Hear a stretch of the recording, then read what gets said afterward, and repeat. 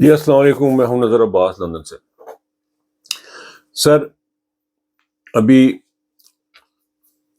زخم جو ہیں وہ دھلے نہیں ہوتے لوگوں کے، اور زخم دے دیے جاتے ہیں۔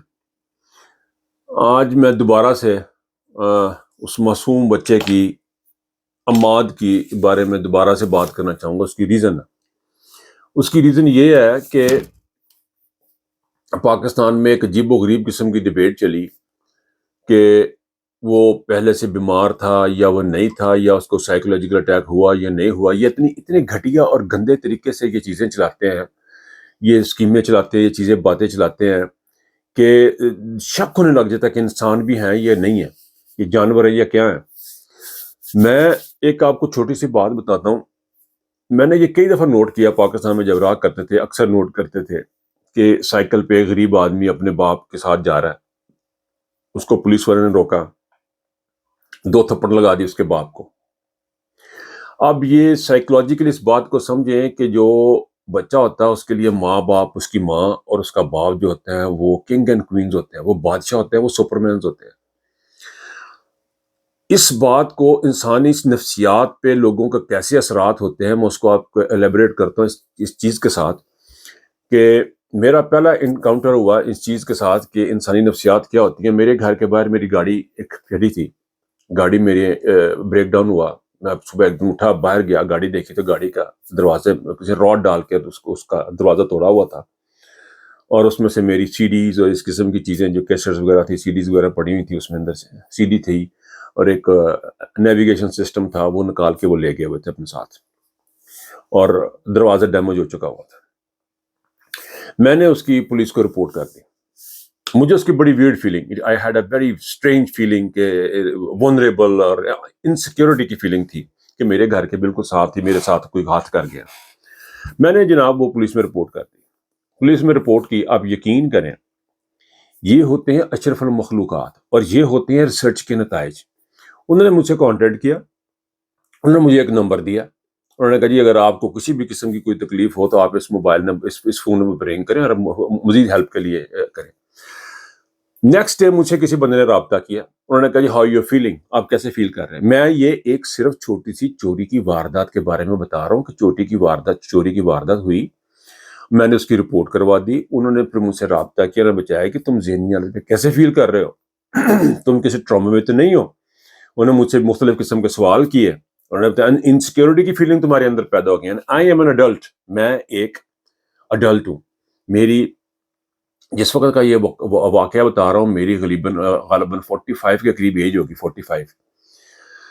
تو اس کا مطلب ہے کہ میں ایک ایڈلٹ آدمی ہوں، اور میرے بال بچے ہیں، میں ایک فیملی چل رہا ہوں۔ مجھ سے یہ پوچھا جا رہا ہے کہ اس چوری کی وارداتیں تمہارے ذہن کے اوپر کیسے اثرات ڈالیں۔ یہ اس معاشرے میں، انگلینڈ میں مجھے پوچھا گیا۔ میں نے ان کو بتایا، انہوں نے کہا ایوری تھنگ از فائن، بڑا لمبی ڈیٹیل میں نہیں جانا چاہ رہا ہوں اس میں۔ میں یہ بتانا چاہ رہا ہوں کہ چوری کی واردات کا، انسیکیورٹی کی فیلنگ کا آپ کے اوپر کیا احساس ہو سکتا ہے، اور یہ لوگ، یہ معاشرہ جہاں پہ میں رہ رہا ہوں، یہ ادراک کرتے ہیں اس بات کا، یہ سمجھتے ہیں کہ یہ جو ہے ہمارے اوپر اثرات ہو رہے ہیں۔ اب آپ چلے جائیں اس کس کی طرف، یہ عماد والے سٹوری میں۔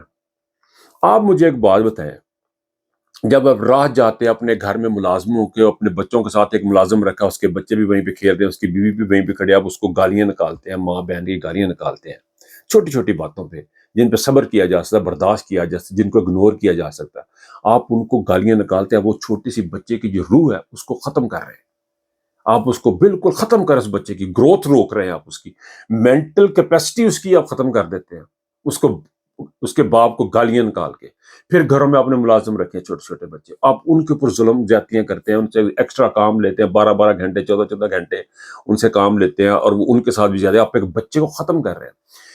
عماد کے سلسلے میں آ جائیں، آپ جب ایک بچہ اپنے گھر میں دیکھ رہا ہے کہ اس کے گھر میں ایک پولیس آئی، اس کے باپ کو لے گئی، پھر اس کے پاس اس کی ماں کو لے گئے، پھر اس کی دادی کو لے گئے، اس کے نانے کو لے گئے، اس کے چاچے کو لے گئے، اور یہ ایک گھر کی سٹوری نہیں ہے، یہ ایک بچہ مرا ہے۔ آپ نے 10,000 خاندان پاکستان میں آپ لوگوں نے بغیر کسی وجہ کے اپنے ہی کیے ہوئے ڈرامے کی نظر کر دی، اپنے ہی پیدا کر دے ڈرامے 9 مئی کی نظر آپ نے پاکستان کے 10,000 خاندان کر دیے۔ ان خاندانوں کے اوپر انسیکیورٹی کی، کس لیول کی انسیکیورٹی آپ کو اندازہ نہیں ہے، آپ کو پتہ نہیں ہے۔ اس بچے نے کتنا پریشر لیا ہوگا، آپ کو اندازہ نہیں ہے اس کا، آپ کو پتہ نہیں اس بات کا۔ ڈپریشن میں اچھا بھلا جوان آدمی چلا جائے، اس کا ڈپریشن سے نکلنا مشکل ہو جائے تو لوگ خودکشیاں کر لیتے ہیں. لوگ انسیکیورٹی کی اور جو فیلنگ ہے، ونریبلٹی کی جو فیلنگ ہے، وہ اپنے آپ کو ونریبل اتنا فیل کرتے ہیں کہ ان کی جو لائف ہے وہ ڈسٹروائے ہو جاتی ہے. کئی سال تک لوگوں کو ہوش نہیں ہوتا. یہ تو معصوم بچہ تھا، اس کے اوپر اس قسم کی باتیں کرنا کہ اس کو تھا، کچھ تھا یا نہیں تھا، کچھ تھا تو کیوں تھا، اس قسم کی باتیں نہایت ہی گھٹیا اور چھوٹے ذہن کی اختراع ہے جو پاکستان کے معاشرے کو برے طریقے سے ڈیمیج کرتے جا رہے ہیں. آپ معصوم بچوں کو آپ نے 20,000 خاندان، 15-20,000 خاندان برباد کر دی. تو بچے کی سٹوری سامنے ہے، ان لوگوں کے ساتھ کیا بن رہی جو آپ ان لوگوں کے ساتھ کر رہے ہیں. پاکستان کی عوام کے ساتھ جو سسٹمیٹکلی آپ ظلم کر رہے ہیں.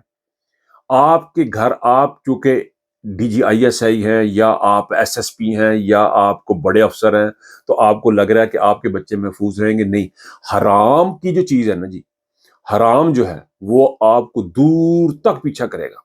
وہ آپ کی نسل در نسل نکلے گا، آپ کے 2 نسلوں میں 3 نسلوں میں جا کے نکلے گا. وہ آپ کو چھوڑے گا نہیں. یہ جو آہیں ہیں یہ آپ کا پیچھا کریں گی. آپ اس وقت نواز شریف کو جتنا پروموٹ کیا جا رہا ہے، میں ٹک ٹاک پہ، میرے ایک عزیز ہے، میرے دوست مجھے دکھا رہے تھے کہ یہ دیکھیں جی ٹک ٹاک پہ کیا، جس طرح آپ پروموٹ کر رہے ہیں، جس طرح آپ لوگوں کے اوپر ظلم کرنے کے بعد، لوگوں کے بچوں کو ظلم اور جبر کرنے کے بعد، ذہنی اذیت دینے کے بعد، مینٹل ٹارچر کرنے کے بعد، اس پوری قوم کو خوف و ہراس کا شکار کرنے کے بعد آپ جو یہ سمجھ رہے ہیں کہ آپ کو اس میں سے برکت ملے گی، وہاں پہ کبھی برکت نہیں آئے گی. اللہ پاک کی برکت کبھی نہیں آئے گی. آپ لوگوں کے اوپر کسی بھی قسم کی اللہ تعالیٰ کی رحمتیں دور ہو جائیں گی. اور یہ جو آپ گفتگو جس طرح آپ شروع کر دیتے ہیں، اس چیز سے پرہیز کریں. یہ جو پاکستان کے انٹلیکچوئلز ہیں، سو کالڈ صحافی اور بڑے بڑے انٹلیکچوئل ہیں، ان باتوں سے پرہیز کریں کہ وہ کیسے ہوا اور کیسے ہوا. لیکن ایک بات یاد رکھیں، اولاد سے بڑا زخم، دکھ، تکلیف کوئی اور نہیں ہے.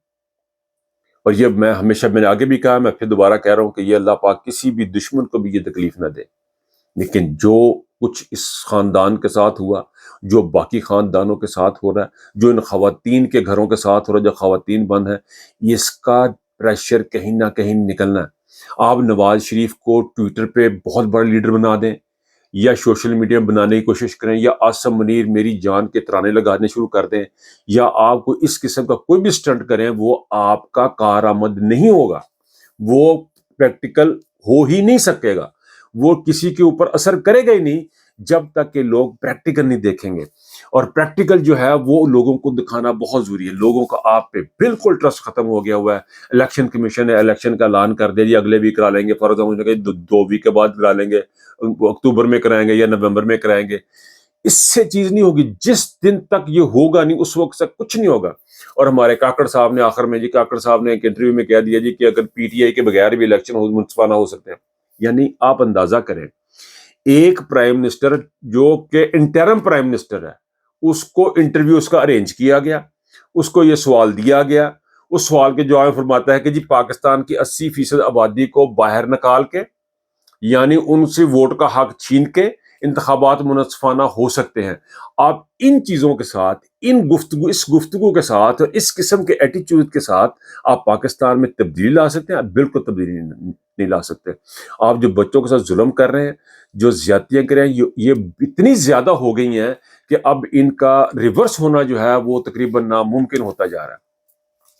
پاکستان کے تمام مسائل کا حل یہ نہیں ہے کہ وہ بچہ جو تھا اس کو پہلے سے بیماری تھی یا بعد میں بیماری تھی. اس کا مسئلہ یہ کہ بچہ مر گیا، باپ ماں کو چھوڑ کے چلا گیا. ماں باپ کے دکھ درد کا صرف وہ سمجھ سکتے جن کے اپنے بچے ہوں، جن کے اندر اللہ پاک نے احساس دیا ہو. صرف وہ سمجھتے، اور کوئی نہیں سمجھتا. پاکستان کے دکھوں کا مداوع صرف اس وقت ہوگا جب آپ پاکستان کے عوام کو انصاف دیں گے، پریکٹیکل دیں گے.